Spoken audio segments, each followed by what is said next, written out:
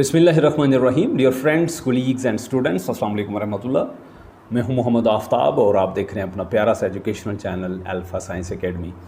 इस लेक्चर में हम गॉसेस लॉ की फ़र्स्ट एप्लीकेशन यानी electric field inside a hello charged sphere के बारे में पढ़ने वाले हैं। यहाँ हम देखेंगे कि क्या एक पॉजिटिवली चार्ज्ड हालो स्फीयर के अंदर कोई इलेक्ट्रिक फील्ड होता है या नहीं, और फिर एक पॉजिटिवली चार्ज्ड मेटल एनक्लोजर जो है, जो कि यहाँ से हमने इसकी इंस्पिरेशन ली, उसका क्या क्या फ़ायदा और क्या क्या उसके यूजेस हैं।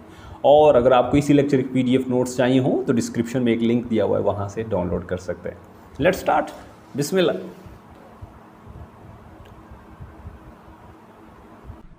जी हाँ, शुरू करते हैं आज का लेक्चर, जिसमें हमारा टॉपिक है electric field intensity inside a hello charged sphere. Exams के पॉइंट ऑफ व्यू से बात की जाए तो ये टॉपिक पेपर में शॉर्ट क्वेश्चन के तौर पे पूछा जाता है, और इसका क्वेश्चन कुछ यूँ बनता है: calculate the electric field intensity inside a hello charged sphere. एक हालो चार्ज्ड स्फीयर के अंदर इलेक्ट्रिक फील्ड इंटेंसिटी को कैलकुलेट किया जाए या फिर उसकी इक्वेशन बताई जाए। अच्छा जी, तो इसकी जो हेडिंग बनेगी वो कुछ इस तरह से होगी: electric field intensity inside a hello charged sphere. तो फिर हम लेट कर लेते हैं कि हमारे पास एक स्फीयर है जिसका रेडियस कितना है, capital R, just like the sphere. अब यहाँ देख सकते हैं जो बाहर वाला सर्कल है हम उसकी बात कर रहे हैं, और ये जो स्फीयर है इसका रेडियस इसके सेंटर से लेकर इसकी बाहर वाली जो दीवार है जिसको हम सरकमफ्रेंस कहते हैं, वहाँ तक ये जो डिस्टेंस है ये कैपिटल R हम रख रहे हैं। अच्छा, अब दूसरी बात ये है कि ये जो स्फीयर है अंदर से खाली है, जी हाँ, हालो है और पॉजिटिवली चार्ज्ड है। यहाँ हम पॉजिटिव चार्ज के सेंस में बात कर रहे हैं। तो इसके ऊपर जो है आप देख सकते हैं ये जो प्लस के साइन बने हुए हैं, ये क्या बता रहे हैं कि ये ऊपर से पॉजिटिवली चार्ज्ड है। अच्छा, फिर ये दो बातें होंगी। अब हमने गॉसियन सरफेस को लेना है। गॉसियन सरफेस को हमने क्यों लेना है? क्योंकि हमने गॉसेस लॉ को अप्लाई करना है, और ये वाला जो टॉपिक है ये बेसिकली गॉसेस लॉ की फर्स्ट एप्लीकेशन है। अच्छा, तो फिर गॉसेस लॉ को अप्लाई करने के लिए हमें एक गॉसियन सरफेस की ज़रूरत होती है, और गॉसियन सरफेस को सिलेक्ट करने में हम आज़ाद हैं, हम अपनी मर्ज़ी की सरफेस ले सकते हैं जहाँ मर्ज़ी। ठीक है जी। अच्छा, अब हमने इस स्फीयर के अंदर एक और स्फीयर जो है उसको गॉसियन सरफेस के तौर पे ले लिया है। ये जो डॉटेड सर्कल्स हैं, डॉटेड लाइन जो है, ये बेसिकली इमेजिनरी लाइन को शो कर रही है। ऑलवेज जो डॉटेड लाइंस होती हैं वो इमेजिनरी लाइंस को शो करती हैं, और जो बोल्ड लाइन होती है कंप्लीट, जो इसको हम यूनिफॉर्म लाइन कहते हैं, वो रियल सरफेस को शो करती है। तो यहाँ इस स्फीयर के अंदर हमने गॉसियन सरफेस ले ली जो कि एक और स्फीयर है, और उसका रेडियस कितना है, R', और R' जो है वो डेफिनेटली चूंकि उस बड़े स्फीयर के अंदर है तो वो कम होगा, छोटा होगा। सो R' is less than R। एक काम हमने कर लिया गॉसेस लॉ को अप्लाई करने के लिए, एक काम हमने क्या कर लिया कि हमने गॉसियन सरफेस ले ली जिसका रेडियस कितना है, R'। अब दूसरा काम क्या है, हमें उस गॉसियन सरफेस के अंदर चार्ज की वैल्यू चाहिए। तो ज़रा गौर किया जाए तो पता चलता है कि सारा चार्ज तो बाहर वाले स्फीयर के ऊपर है। ये जो अंदर वाला स्फीयर है जिसको हम गॉसियन सरफेस कह रहे हैं, उसके ऊपर तो कोई पॉजिटिव चार्ज है ही नहीं है, बल्कि नेगेटिव चार्ज भी नहीं है, कोई चार्ज भी नहीं है। तो फिर जो चार्ज एनक्लोज किया हुआ है इस गॉसियन सरफेस में वो कितना है, Q = 0, शून्य। जी हाँ, ये जो है इस गॉसियन सरफेस के अंदर कोई चार्ज नहीं है, लिहाजा Q की वैल्यू कितनी होगी, 0। अब हम गॉसेस लॉ को अप्लाई कर सकते हैं। तो गॉसेस लॉ को अप्लाई करने के लिए हमारे पास जो फार्मूला है वो क्या है, φE = Q/ε0। अब Q की जगह क्या रखा, 0, क्योंकि वो उसमें कोई चार्ज नहीं है। डिवाइड किया ε0 से तो आंसर क्या आ गया, 0। अच्छा, अब ये काम हो गया। अब दूसरा काम क्या है, हमने इलेक्ट्रिक फ्लक्स की जो जनरल इक्वेशन है वो अप्लाई करनी है। So also the electric flux through a sphere is calculated by, इसका जो फार्मूला है हमारे पास वो क्या है, φE = E.A। अच्छा, अब हम इन दोनों रिजल्ट्स को कंपेयर करेंगे। कौन कौन से रिजल्ट्स को, एक ये वाला रिजल्ट जिसमें φE की वैल्यू कितनी है, 0, और दूसरा रिजल्ट जिसमें φE की वैल्यू कितनी है, E.A। अच्छा, आप सोच रहे होंगे कि इसको मैंने खोला क्यों नहीं है, E.A को EA cos थीटा क्यों नहीं लिखा, क्योंकि हमारे पास कोई वाजिया प्रोजेक्शन नहीं है किसका, एरिया का इलेक्ट्रिक फील्ड के ऊपर या फिर इलेक्ट्रिक फील्ड का एरिया के ऊपर, लिहाजा इसको हम एज इट इज़ छोड़ रहे हैं। और दूसरा हमारे पास एंगल भी क्लियर कट, हमें एंगल भी नज़र नहीं आ रहा, लिहाजा हम इसको cos थीटा की सेंस में नहीं लिख रहे। अच्छा जी, अब हमारे पास पिछली स्लाइड से जो रिजल्ट्स हैं वो कौन कौन से हैं, phi E is equal to 0 और दूसरा है phi E is equal to E dot ए।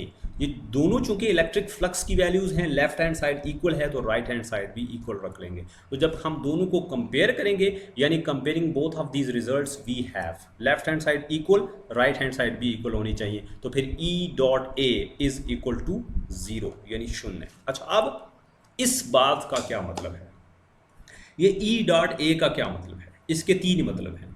पहला मतलब ये है कि या तो इलेक्ट्रिक फील्ड इंटेंसिटी 0 है, दूसरा मतलब ये है कि या तो एरिया 0 है, और तीसरा मानी इसका ये बनता है कि दोनों 0 है। जब भी दो चीज़ों को प्रोडक्ट 0 के बराबर आए तो इसका मतलब होता है कि या तो पहली 0 है या फिर दूसरी 0 है या दोनों 0 हैं। अब हम ज़रा गौर करें अगर, तो ये जो गॉसियन सरफेस है इसका इतना बड़ा रेडियस है आर प्राइम, देख रहे हैं आप, और जब इतना बड़ा रेडियस है तो फिर इसका एरिया क्यों कर 0 होगा? सो दिस मीन के गॉसियन सरफेस का एरिया तो 0 नहीं है, बल्कि इसका जो एरिया है उसकी अगर हम वैल्यू देखें तो वो कितनी है, 4 पाई आर प्राइम स्क्वायर, क्योंकि वो सफ़ियर है और सफ़ियर का एरिया 4 पाई आर स्क्वायर होता है। और प्राइम हम क्यों ले रहे हैं, क्योंकि उसके ऊपर प्राइम। अच्छा, एक बात तो खत्म हुई, इसका मतलब ये हुआ कि एरिया 0 नहीं है। तो जब एरिया 0 नहीं है तो फिर इसका मतलब ये हुआ कि electric field 0। So this mean E vector equal to 0, electric field intensity inside that hollow charged sphere is equal to 0। तो फिर इसको हम यूं भी लिख सकते हैं, दस द इंटीरियर यानी अंदर वाला जो एरिया है of a hello charged metal sphere, किसी भी मेटल स्फीयर का जो कि पॉजिटिवली चार्ज्ड हो, उसका जो अंदर वाला जो रीजन होता है वो फील्ड फ्री रीजन होता है। जी हाँ, दोबारा सुन ले, पॉजिटिवली चार्ज्ड हालो मेटल स्फीयर जो होता है उसके अंदर कोई इलेक्ट्रिक फील्ड नहीं होता। अच्छा, अब इसका फ़ायदा क्या होगा? जैसे मैंने शुरू में बताया था, इसके हम कॉन्सिक्वेंस देखेंगे। इसका कॉन्सिक्वेंस ये है कि उस मेटल एनक्लोजर के अंदर हम कोई भी चीज़ रख देंगे, तो कोई भी अपरेटस रख देंगे तो वो इलेक्ट्रिक फील्ड से शील्ड हो जाएगा। जी हाँ, वो इलेक्ट्रिक फील्ड से महफूज हो जाएगा। So as a consequence any apparatus placed within a metal enclosure is shielded. जी हाँ, वो शील्ड हो जाता है किसी भी किस्म के इलेक्ट्रिक फील्ड से। अच्छा, अब आगे चलते हैं। एक और बात मैं आपको बताना चाह रहा हूँ जो कि इसी का एक जो है वो बड़ा ही इंपॉर्टेंट पॉइंट है, और वो है electric field inside a hello charged apparatus. जो हालो चार्ज्ड ऑपरेटस होता है उसके अंदर जो इलेक्ट्रिक फील्ड की वैल्यू 0 आई, इसका अब हम क्या फ़ायदा उठा सकते हैं? इसका फ़ायदा हम ये उठा सकते हैं कि जितनी भी हमारे पास सेंसिटिव इलेक्ट्रॉनिक डिवाइसेस हैं उनको अगर हम इलेक्ट्रिक फील्ड, जो स्ट्रे इलेक्ट्रिक फील्ड होते हैं, स्ट्रे इलेक्ट्रिक फील्ड, उनके इंटरफेरेंस से, यानी उनकी जो बिला वजह का जो उनका जो इंटरफेरेंस है उससे बचाने के लिए, उसे एलिमिनेट करने के लिए हम जो सेंसिटिव डिवाइसेस हैं जस्ट लाइक टेलीविज़न है या कंप्यूटर डिवाइसेस हैं, उनको एक ऐसे बॉक्स के अंदर रखते हैं जो कि पॉजिटिवली चार्ज होता है। और पॉजिटिवली चार्ज होने की वजह से वो एक ऐसे रीजन में पड़ा होता है जो फील्ड फ्री रीजन होता है, और फिर इस तरह वो बाहर से किसी भी किस्म का जो इलेक्ट्रिक फील्ड है उससे वो महफूज हो जाता है। सो to eliminate stray electric field interference, circuits of sensitive electronic devices such as television and computers are often enclosed within metal boxes। और metal boxes को हमने पॉजिटिवली चार्ज किया होता है, और पॉजिटिवली चार्ज करने की वजह से उसके अंदर कोई किसी किस्म का इलेक्ट्रिक फील्ड नहीं होता, और फिर जब हम उसके अंदर किसी चीज़ को रखते हैं तो वो शील्ड हो जाती है from all electric fields. Okay, let's have a summary. सबसे पहले हमने बात ये पढ़ी है कि जो भी मेटल जो हालो चार्ज्ड मेटल स्फीयर होता है उसका जो अंदर वाला एरिया है वो फील्ड फ्री रीजन होता है, और फील्ड फ्री रीजन के होने का मतलब ये है कि कोई भी पॉजिटिवली चार्ज मेटल स्फीयर जो है उसके अंदर कोई इलेक्ट्रिक फील्ड नहीं होता। दूसरी बात हमने ये पढ़ी है कि इसके नतीजे के तौर पे, इसके कॉन्सिक्वेंस के तौर पे हम किसी भी जो पॉजिटिवली चार्ज्ड मेटल एनक्लोजर के अंदर कोई भी ऑपरेटस अगर रख देंगे तो इलेक्ट्रिक फील्ड से उसको हम शील्ड करने में, यानी उसको बचाने में कामयाब हो जाएंगे।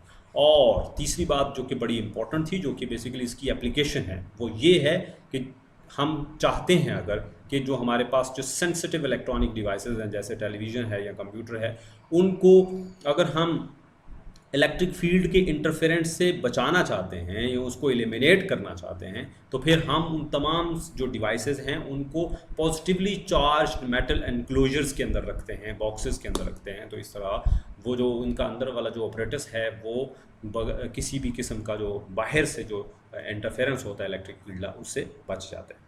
That's it. अच्छा जी, thank you very much for watching. ये था हमारा छोटा सा एक टॉपिक, और इसके बाद वाला जो टॉपिक है उसमें इंशाल्लाह ताला हम बात करेंगे इलेक्ट्रिक फील्ड इंटेंसिटी की due to an infinite sheet of charge. इसको इतना ज़्यादा एलेबोरेट करने का मकसद ये था कि आपको आइडिया हो जाए कि हम आइंदा आने वाले 2 टॉपिक्स में क्या करने वाले हैं। तो फिर यहाँ हमने क्या किया, पहले गॉस लॉ अप्लाई किया, फिर गॉस लॉ के अप्लाई करने के लिए गॉसियन सरफेस की ज़रूरत है, गॉसियन सरफेस लगाई, फिर हमने चार्ज निकाला गॉस लॉ अप्लाई करके, इसको कह दिया क्वेश्चन नंबर 1। फिर इलेक्ट्रिक फ्लक्स का जो जनरल फार्मूला है वो लगाया, दोनों को कंपेयर किया, कंपेयर करने के बाद थोड़ा बहुत सिंप्लीफाई किया, तो इलेक्ट्रिक फील्ड इंटेंसिटी की वैल्यू आ गई। इसी तरह हम अगले 2 टॉपिक्स हैं उसमें भी ऐसा ही कुछ करने वाले हैं। So stay connected, stay blessed. Don't forget to like, share and subscribe. Goodbye. Allah Hafiz.